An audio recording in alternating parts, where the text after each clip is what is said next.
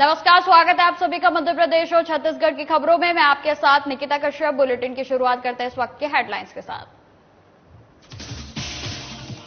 छत्तीसगढ़ में गौठानों को लेकर सियासत तेज। रायपुर में बीजेपी विधायक बृजमोहन अग्रवाल का प्रदेश सरकार पर निशाना। रायपुर में प्रगति यात्रा का शुभारंभ। कांग्रेस नेता और कार्यकर्ता यात्रा में हुए शामिल। लोगों तक पहुंचाई गई प्रदेश सरकार की उपलब्धियां। रायपुर में कांग्रेस नेता सुशील आनंद शुक्ला ने की प्रेस कॉन्फ्रेंस। केंद्र सरकार पर जमकर साधा निशाना। कहा, केंद्र के भरोसे नहीं चल रहा छत्तीसगढ़। रायपुर में शहर के बदहाल स्थिति को लेकर प्रेस कॉन्फ्रेंस। महापौर पर नेता प्रतिपक्ष मिनल चौबे ने लगाया आरोप। और दंतेवाड़ा के बारसूर में ईवीएम और वीवीपैट का प्रदर्शन। ग्रामीणों को दी गई मतदान संबंधित जानकारी।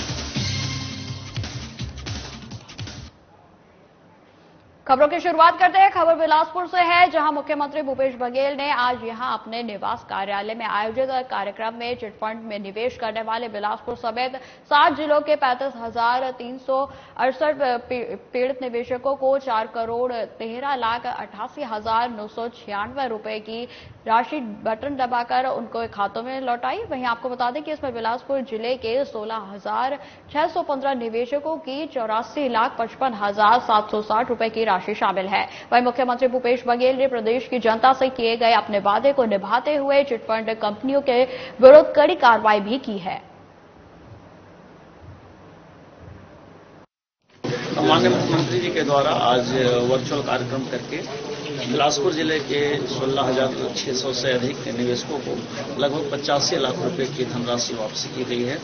ये चिटफंड कंपनियों में जिन निवेशकों ने निवेश किया था और उनके जो राशि थी उनको नहीं मिल रही थी, वो ठगी के शिकार हो गए थे। ऐसे जो हमारी चिटफंड कंपनियां थी उनकी संपत्ति का चिन्हांकन करके और न्यायिक प्रक्रिया के माध्यम से उनकी संपत्ति को कुर्क करके नीलामी के पश्चात जो धनराशि प्राप्त हुई थी उन धनराशि को आज निवेशकों को उसको आज वितरित किया गया है। माननीय मुख्यमंत्री जी का एक बड़ा प्रयास था, जिसकी आज परिणति देखने को मिली। क्या आगे भी निवेशकों को किस्तों के रूप में राशि मिलने की जितने भी निवेशक हैं उनको आपके माध्यम से भी मैं अपील करना चाहता हूं और माननीय मुख्यमंत्री जी ने भी अभी हमारे जिन निवेशकों से बात किया है उनसे भी उन्होंने आग्रह किया है कि जो चिटफंड कंपनियों की यदि कहीं कोई संपत्ति ऐसी है जिसके बारे में हम लोग को जानकारी नहीं मिल पा रही है, तो उन संपत्तियों के बारे में हमको यदि जानकारी मिलती है तो हम उनको फिर न्यायिक प्रक्रिया के माध्यम से उसको कुर्क करके नीलाम करेंगे और फिर उनके पैसे को जब्त करके उनको धनराशि वापस करेंगे। छत्तीसगढ़ में लगातार गौठानों को लेकर सियासत तेज है। आपको बता दें कि जहां बीजेपी के पूर्व मंत्री व विधायक बृजमोहन अग्रवाल ने प्रेस कॉन्फ्रेंस कर प्रदेश सरकार पर कई तरीके के आरोप लगाए हैं। उन्होंने आंकड़े पेश करते हुए बताया कि सरकार ने 10,240 गौठानों का निर्माण किया है। एक गाय के ऊपर 40 लाख खर्च करना, क्या यह सही गौठान मॉडल है? वहीं उन्होंने बताया कि बीजेपी ने घोटालों की पोल खोलने का कार्यक्रम चलाया है, जिसमें सरकार का सारा भ्रष्टाचार सामने आया है। वहीं उन्होंने गौठानों को भ्रष्टाचार का अड्डा बताया है। धोखा ठेका के नाम पर करोड़ों रुपए खर्च किए गए।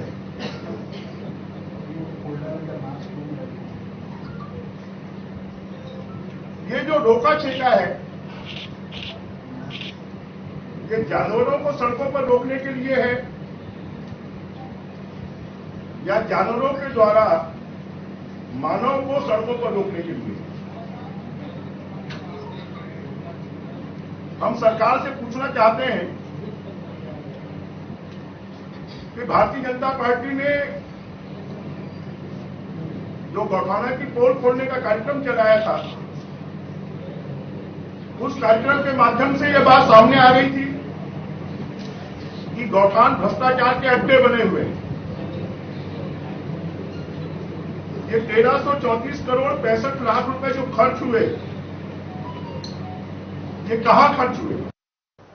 अब खबर रायपुर से है, जहां सीएम भूपेश बघेल, कांग्रेस प्रदेशाध्यक्ष दीपक बैज और कांग्रेस के नेताओं एवं कार्यकर्ताओं की मौजूदगी में प्रगति यात्रा का शुभारंभ किया गया, जिसका मुख्य उद्देश्य छत्तीसगढ़ सरकार की उपलब्धियों को जन जन तक पहुंचाने और रायपुर में नगर निगम के कार्यों से जनता को अवगत कराना है। वहीं आपको बता दें कि रायपुर दक्षिण विधानसभा से प्रारंभ होने वाली इस यात्रा में कांग्रेस के सभी सिपाही एकजुटता से साथ शामिल हो रहे हैं। तो आपको बता दें कि कांग्रेस के द्वारा जो है लगातार लोगों को एकजुट करने का प्रयास किया जा रहा है, जिसमें उनके द्वारा इस रैली का भी जो है आयोजन किया गया, जिसमें कि आपको बता दें कि सीएम भूपेश बघेल, कांग्रेस प्रदेशाध्यक्ष दीपक बैज और कांग्रेस के नेताओं एवं कार्यकर्ताओं की मौजूदगी में प्रगति यात्रा का शुभारंभ किया गया और जिसका मुख्य उद्देश्य आपको बता दें कि लोगों तक कांग्रेस के द्वारा किए गए कार्यों को पहुंचाना है।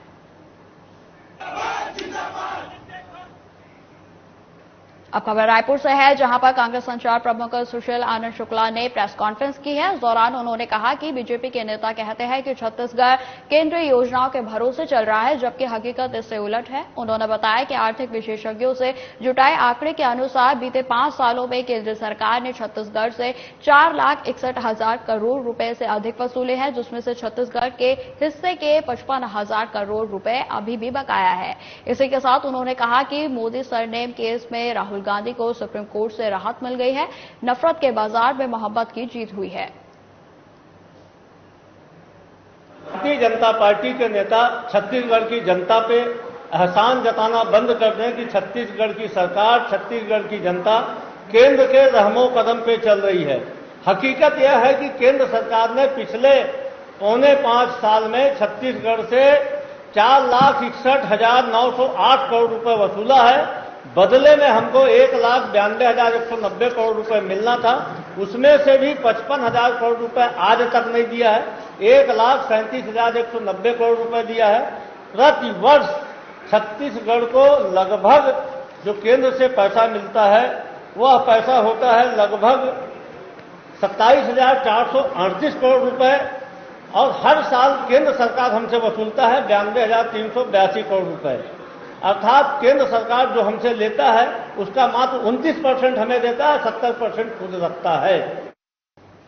खबर रायपुर से है, जहां शहर की बदहाल स्थिति को लेकर नगर निगम नेता प्रतिपक्ष मिनल चौबे ने प्रेस कॉन्फ्रेंस की। इस दौरान मिनल चौबे ने कहा कि महापौर एजाज ढेबर के कार्यकाल में एक भी कार्य अच्छे तरीके से नहीं हुआ है। पूरे शहर में सड़क पर गड्ढे ही गड्ढे हैं और सभी गड्ढों में जल भराव हो गया है। वहीं उन्होंने महापौर पर भ्रष्टाचार का आरोप लगाते हुए कहा कि मच्छरों से निजात के लिए शहरों में कोई व्यवस्था नहीं है। मवेशी खुलेआम सड़कों पर घूम रहे हैं। इसी के साथ उन्होंने यह भी कहा कि इतना सब होने के बाद भी अगर महापौर प्रगति यात्रा निकालते हैं तो ये शर्मनाक बात है। वहीं उन्होंने कहा कि अगर महापौर शहर की ऐसी स्थिति होने के बाद प्रगति यात्रा निकालेंगे तो बीजेपी पार्षद दल भी सड़कों पर उतरेगा और फिर बीजेपी पार्षद दल पोल खोल अभियान शुरू करेगा। भी नहीं है, पूरे शहर में गड्ढों की भरमार है। गड्ढा शहर है वो गड्ढापुर बन गया है। अवैध ठेलों की भरमार है। नागरिकों को चलने की जगह नहीं मिल पा रही है। ये कैसी अफसरशाही है कि थोड़े से बारिश में हमारे शहर में जल भराव की समस्या आ जाती है और गर्मी में पेयजल की दिक्कत आती है। महापौर के द्वारा नगर निगम के माध्यम से एक भी ऐसी उपलब्धि उनके 3.5 वर्ष के कार्यकाल में नहीं प्राप्त हुई है। इसके बावजूद वो किस हिसाब से प्रगति यात्रा निकाल रहे हैं, यह हमारी समझ से परे है। केंद्र की जो सरकार है वो करोड़ों रुपए नगर निगम को दे रही है, वही कार्य रायपुर शहर में हो रहे हैं, वो भी गुणवत्ता विहीन हो रहे हैं, स्तरहीन कार्य हो रहे हैं। सत्ता पक्ष को सिर्फ मॉनिटरिंग करना है, वो भी वो नहीं कर पा रहे हैं और करोड़ों रुपए हैं वो भ्रष्टाचार की भेंट में चढ़ जा रहे हैं। इन्हीं सब विषय को लेके महापौर की जो एक भी उपलब्धि नहीं है शहर में, स्मार्ट सिटी का जो स्तरहीन कार्य हुआ है, अमृत मिशन का जो स्तरहीन कार्य हुआ है, पूरे शहर को खोदापुर में बदल दिया गया है। इन सब विषयों को लेके हम महापौर की पोल खोलने के लिए जनता के बीच जा रहे हैं। अब खबर दंतेवाड़ा से है, जहां पर कलेक्टर एवं जिला निर्वाचन अधिकारी विनीत नंदनवार के निर्देशन जिले में मतदाता जागरूकता अभियान के अंतर्गत प्रतिदिन ईवीएम और वीवीपैट का प्रदर्शन जिले के विभिन्न स्थानों में लगातार किया जा रहा है। इस क्रम में बारसूर के साप्ताहिक हाट बाजार में आए ग्रामीणों के सामने ईवीएम और वीवीपैट मशीन का प्रदर्शन किया गया और साथ ही परिचालन संबंधित प्रयोग कराया गया। वहीं आपको बता दें कि उन्हें अपने मताधिकार का प्रयोग करने का संकल्प भी दिलाया गया। साथ ही मतदाता जागरूकता अभियान के तहत उन्हें जानकारी दी गई कि सभी लोग अपना नाम मतदाता सूची में अवश्य जुड़वाएं। इसके लिए ऑनलाइन माध्यम से के अलावा मतदान केंद्रों पर जाकर भी नाम जुड़वाया जा सकता है।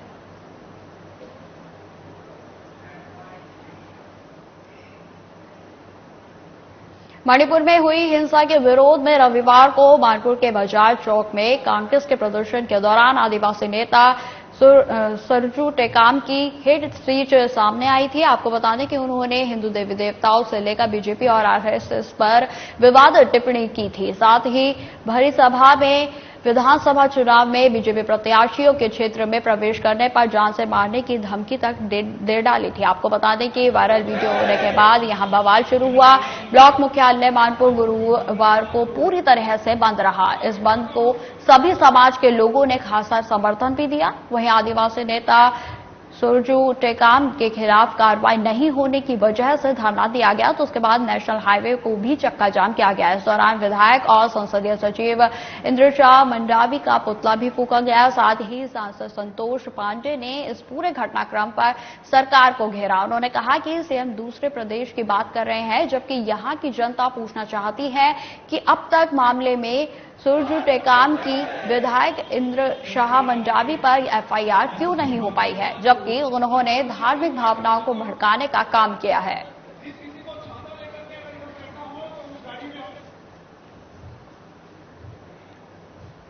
खबर बिलासपुर से है, जहां लगातार चोरी के मामले सामने आते रहते हैं। वहीं डॉक्टर सोमेंद्र सिंह ठाकुर ने थाने में आकर रिपोर्ट दर्ज करवाई कि कल शाम ब्लड बैंक के सामने से उनकी कार रखे बैग में उसके बैग और रुपए कोई चोरी कर ले गया है। जिसके बाद पुलिस अधीक्षक ने घटना को गंभीरता से लेते हुए अज्ञात चोरों को पकड़ने के लिए कड़े निर्देश दिए, जिस पर थाना प्रभारी प्रदीप आर्या ने टीम का गठन भी किया और घटनास्थल के आसपास के सीसीटीवी कैमरे को भी खंगाला गया, जिसमें एक संदेही व्यक्ति कार के आसपास देखा गया है, जिसके आधार पर युवक से पूछताछ भी की गई है। वहीं आपको बता दें कि आरोपी ने अपना जुर्म स्वीकार कर लिया है। फिलहाल पुलिस ने आरोपी को गिरफ्तार कर जेल भेज दिया है और आगे की जांच भी शुरू कर दी है।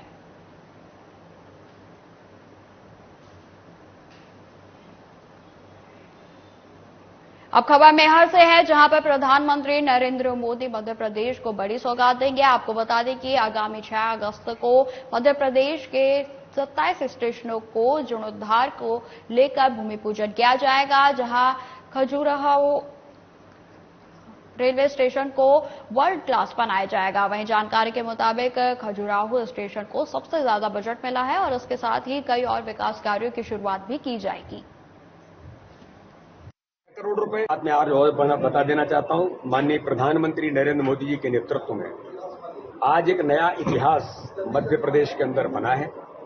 मध्य प्रदेश के अंदर भारतीय जनता पार्टी के हमारी केंद्र की सरकार ने माननीय प्रधानमंत्री मोदी जी के नेतृत्व में 6 तारीख को अमृत भारत योजना के अंतर्गत करोड़ों रुपए की परियोजनाओं का उद्घाटन माननीय प्रधानमंत्री कर रहे हैं। मैं माननीय प्रधानमंत्री जी का, माननीय रेल मंत्री जी का इस बात के लिए धन्यवाद करता हूं कि जो 506 रेलवे स्टेशन अमृत भारत योजना के अंतर्गत माननीय प्रधानमंत्री जी ने दिए हैं, उनमें मध्य प्रदेश के 27 रेलवे स्टेशन शामिल हैं। और मेरा सौभाग्य है कि मेरी लोकसभा खजुराहो के अंदर माननीय प्रधानमंत्री मोदी जी के नेतृत्व में माननीय रेल मंत्री जी ने खजुराहो के रेलवे स्टेशन को विश्व स्तरीय रेलवे स्टेशन बनाने का 6 तारीख को भूमि पूजन होगा। 260 करोड़ रुपए माननीय प्रधानमंत्री जी ने खजुराहो रेलवे स्टेशन के लिए दिए हैं। अब खबर बेमेतरा से है, जहां पर जिले के अंतर्गत नगर पंचायत देवकर के शिव भक्त भक्तिभाव के साथ भगवान शिव को जल अर्पित करने भैरव देव के लिए रवाना हुए, जहां सभी भक्त नंगे पांव पैदल चलकर भैरव देव पहुंचेंगे। आपको बता दें कि भैरव देव में भगवान शंकर का प्रसिद्ध मंदिर है, जिसका निर्माण 11वीं शताब्दी में सुंदरवंशी राजाओं के द्वारा किया गया था।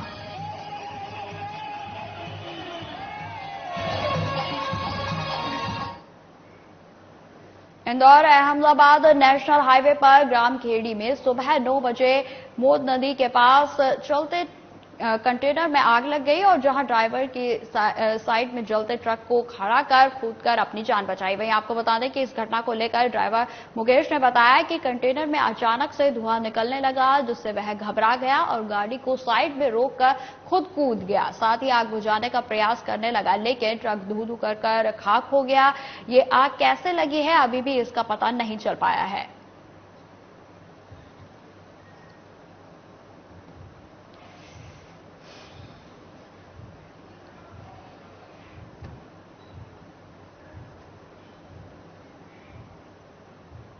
मंडी बोर्ड की स्थापना पर मंडी के प्रांगणों में कार्यक्रम आयोजित किए गए, जिस पर बड़ी संख्या में किसान और व्यापारी शामिल हुए। आपको बता दें कि जिले के पेटलावद, थांदला और झाबुआ मंडी में स्थापना दिवस मनाया गया और इस मौके पर पूर्व राज्य मंत्री निर्मला भूरिया ने सांसद द्वारा किसानों के उत्थान के लिए कई योजनाएं गिनाई। इस मौके पर उन्होंने स्वर्गीय दिलीप सिंह भूरिया के द्वारा किसानों के उत्थान के लिए किए गए कार्यों की भी बात कही। साथ ही थांदला में प्रदेश अध्यक्ष एजाज मोर्चा कल सुबह भाबर ने संबोधित करते हुए कहा कि मैं स्वयं किसान का बेटा हूं और भाजपा की सरकार ने किसानों के हित में विभिन्न योजनाएं लागू की गई हैं और जैविक खेती को भी बढ़ाया गया है।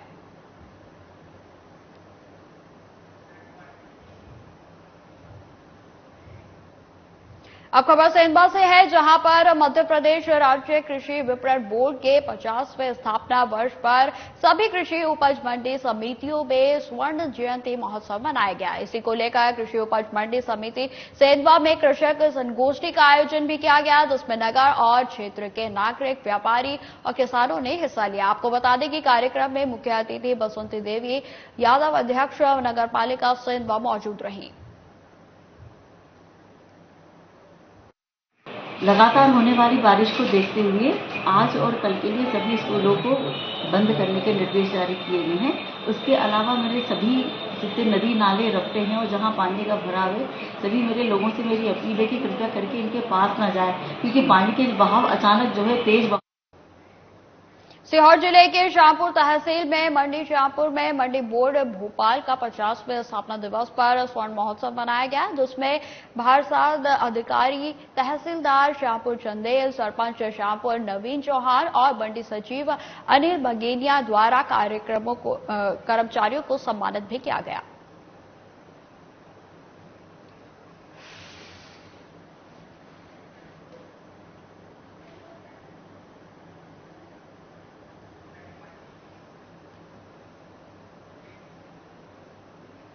शहडोल जिले में 2 दिन से हो रही लगातार बारिश के चलते कलेक्टर वंदना वैद्य ने कक्षा 1 से 12वीं तक के सभी विद्यालयों में 2 दिन का अवकाश करने के निर्देश दिए हैं। बताया जा रहा है कि जिले में हो रही बारिश के चलते अब तक 5 लोगों की नदी नालों में डूबने से मौत हो चुकी है। वहीं भारी बारिश से लोगों का हाल बेहाल है। जिले में अभी तक 509 mm बारिश हो चुकी है और इसी के साथ जिले की जीवनदायिनी सोन नदी ने विकराल रूप भी धारण कर लिया है, जिससे लगभग 2 दर्जन गांवों के मार्ग बंद हो गए हैं। वहीं आपको बता दें कि पीडब्ल्यूडी के द्वारा बनाए जा रहे ब्रिज बीते लगभग 5 सालों से अधर में लटका हुआ है और यही कारण है कि अब शहडोल जिला मुख्यालय से वाया नवलपुर, देवरी, धनगवा और गुडा, बिरूहली सहित लगभग 2 दर्जन गांवों के मार्ग अवरोध हो चुके हैं। तो वहीं बढ़ते जलस्तर को मद्देनजर रखते हुए स्थानीय लोगों के द्वारा सुरक्षा के पुख्ता इंतजाम किए गए हैं, ताकि कोई भी वाहन जो है या फिर कोई व्यक्ति किसी भी गंभीर दुर्घटना का शिकार न हो सके। साथ ही प्रशासन के द्वारा भी नगर सेना के जवानों को सुरक्षा की दृष्टि से तैनात किया गया है। लगातार होने वाली बारिश को देखते हुए आज और कल के लिए सभी स्कूलों को बंद करने के निर्देश जारी किए गए हैं। उसके अलावा मेरे सभी जितने नदी नाले रखते हैं और जहां पानी का भराव है, सभी मेरे लोगों से मेरी अपील है कि कृपया करके इनके पास ना जाए, क्योंकि पानी के बहाव अचानक जो है तेज बहाव में बदल जाते हैं और फिर जान माल का नुकसान हो जाता है। तो सभी लोगों से अपील है कि ऐसे स्थानों से दूर रहें। शहडोल जिले की अगर बात करें तो आज दिनांक तक 509 mm बारिश हो चुकी है हमारे जिले में, और पिछले साल की बात करें तो इस समय तक जो है 422 mm के आसपास जो है औसत वर्षा थी। मतलब इस बार औसत से अधिक वर्षा अभी तक हो चुकी है। और भारत मौसम विज्ञान विभाग की तरफ से जो पूर्वानुमान हमको प्राप्त हुए हैं, उसके अनुसार आने वाले 2 से 3 दिनों में भी मध्यम से भारी बारिश होने की संभावना है जिले में। और ये बारिश जो है किसानों के लिए अत्यंत महत्वपूर्ण है, चूंकि हमारे जिले में अधिकतर किसान जो है धान की फसल लगाते हैं, तो उनके लिए ये पानी जो है बहुत आवश्यक था और जिससे फसलों को जो है फायदा भी मिला। बिहार में प्रशासनिक फेरबदल किए जाने के चलते एसडीएम तन्मय वशिष्ठ शर्मा का अन्यत्र स्थान पर स्थानांतरण होने से उनके रिक्त पद पर नवागत एसडीएम विवेक केवी की पदस्थापना कर दी गई है, जिन्होंने 31 जुलाई को पदभार संभाला है। इस दौरान साधना प्लस न्यूज चैनल के रिपोर्टर देवदत्त धनेश्वर ने एसडीएम विवेक केवी से मुलाकात की और बेहद क्षेत्र की समस्याओं से उन्हें अवगत कराया। वहीं चर्चा के दौरान एसडीएम ने बताया कि आगामी विधानसभा निर्वाचन 2023 में मतदाताओं को अधिक से अधिक मतदाता सूची में नाम जुड़वाने व आगामी विधानसभा चुनाव में जागरूक कर मतदाताओं को अधिक से अधिक मतदान करने के लिए प्रेरित करना है। इसके अलावा उन्होंने आश्वासन दिया है कि बिहार के ग्रामीण क्षेत्र में होने वाली समस्याओं का अतिशीघ्र समाधान किया जाएगा। कि निर्वाचन की काम अभी शुरू है हमारे बाइहर सब डिवीजन में। निर्वाचन लोकतंत्र की सबसे इम्पोर्टेंट कड़ी है, तो उसमें मैं ये बताना चाहता हूं कि अभी हमारा काम क्या चल रहा है। अभी तो 2 अगस्त को हमारा जो ड्राफ्ट इलेक्शन रोल है वो पब्लिश हो गई है। अभी आने वाले दिनों में 31 तक हम इस पे दावा आपत्ति लेंगे और इसी दौरान हमारा जो नया मतदाता जुड़ने हैं, जिन मतदाता यहाँ नहीं है उनको हटाने हैं या कोई करेक्शन है, संशोधन है अपने मतदाता सूची में, वो सब इसी दौरान किया जाएगा। इसके लिए हमारे 3 तरह के एम्प्लॉइज अभी फील्ड में मौजूद हैं। एक तो बीएलओ है, वो जो हर मतदाता केंद्र में है, और फॉर्म 6, 7, 8 जो आपके जोड़ने के लिए, हटाने के लिए और संशोधन करने के लिए जो फॉर्म्स होते हैं वो वही डील करते हैं। इनके ऊपर एक सुपरवाइजर भी है जो उनको मार्गदर्शन देंगे। उसके अलावा जिले से सेक्टर ऑफिसर भी हैं जो जगह जगह जा रहे हैं, हर मतदान केंद्र में जा रहे हैं और मतदाता सूची की वाचन कर रहे हैं। अब खबर धमतरी से है, जहां पास के गांव अंगारा में बीते दिनों 6 वर्षीय बच्ची के साथ दुष्कर्म का मामला सामने आया था, जिस पर बीजेपी ने राज्य की कानून व्यवस्था को लेकर प्रदेश सरकार के खिलाफ मोर्चा खोला है। वहीं घटना को लेकर विधायक रंजना साहू ने बीजेपी कार्यालय में प्रेस कॉन्फ्रेंस करके राज्य सरकार को जमकर घेरा।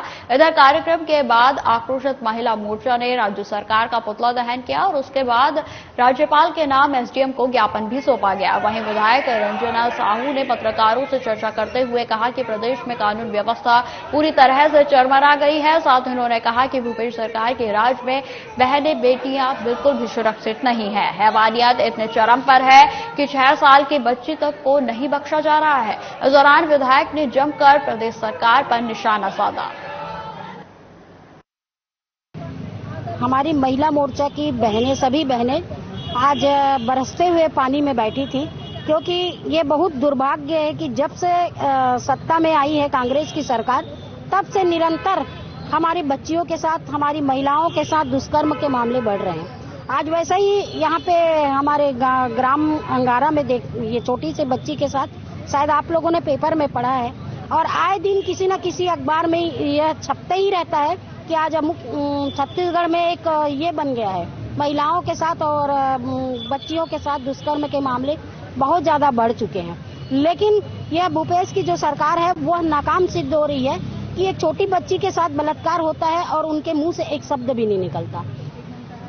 महिलाओं के साथ किए हुए उन्हीं वादों को आज सरकार भूल गई है। हम सब देख रहे हैं कि लगातार इस छत्तीसगढ़ प्रदेश में महिलाओं और बच्चियों के साथ दुष्कर्म के मामले, अत्याचार के मामले, लूट हत्या के मामले लगातार बढ़ोतरी हो रही है। ये सरकार जब से सत्ता में आई है, हमारे बहनों के द्वारा बहनें और बच्चियां प्रताड़ित हुई हैं, उनके साथ अत्याचार हुए हैं।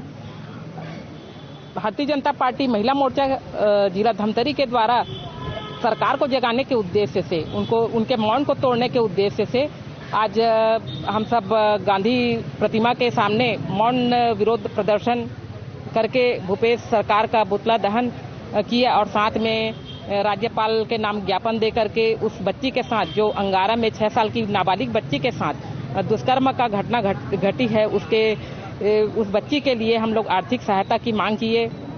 विरोध प्रदर्शन किया गया। सबसे पहले गांधी मूर्ति के नीचे सभी महिलाएं ब्लैक कलर की साड़ी पहनकर 1.5 से 2 घंटे मौन में बैठी। उसके बाद भूपेश सरकार का पुतला दहन किया गया।